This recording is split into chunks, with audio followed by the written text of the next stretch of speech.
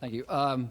American politics has kind of become like a big football game. Yes. Where both sides are saying anything that comes from the other side is wrong, and they don't even listen to it. You've mentioned that going out in rural America and talking to them about economic issues. I would say that there are so many social issues and so much prejudice against anything that happens to come from the liberal side would not even be listened to.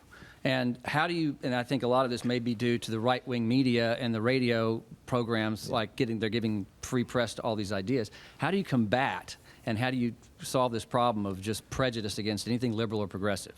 Well, I think that's a good question, and I think overcoming that would be difficult. But this is what I think you're saying. I think you say to somebody, for example, who's opposed to gay marriage. We use that as an example. You say, okay, look, you're making $22,000 a year. You can't afford to send your kid to college. You can't afford childcare for your young kid. You may or may not have health insurance, and if you do have health insurance, you're paying too much for that health insurance.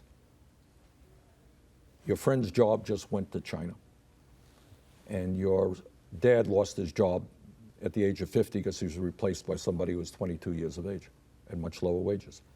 So you disagree with me on gay marriage and you disagree with me on abortion. I respect that. But can't we come together to fight for an economy so that your kids have a fair shot at doing well in society? That's the message that you make. Now, the guy may say, well, I can't because I am so anti-gay that while you're right on health care and you may be right on the economy, and that will happen.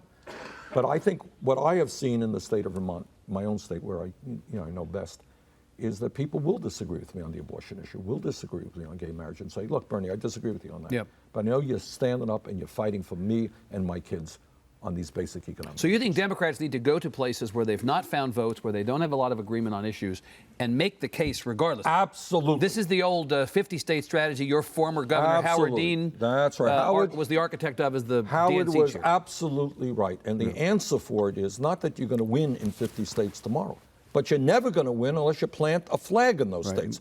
You have states, the poorest part of America is the South.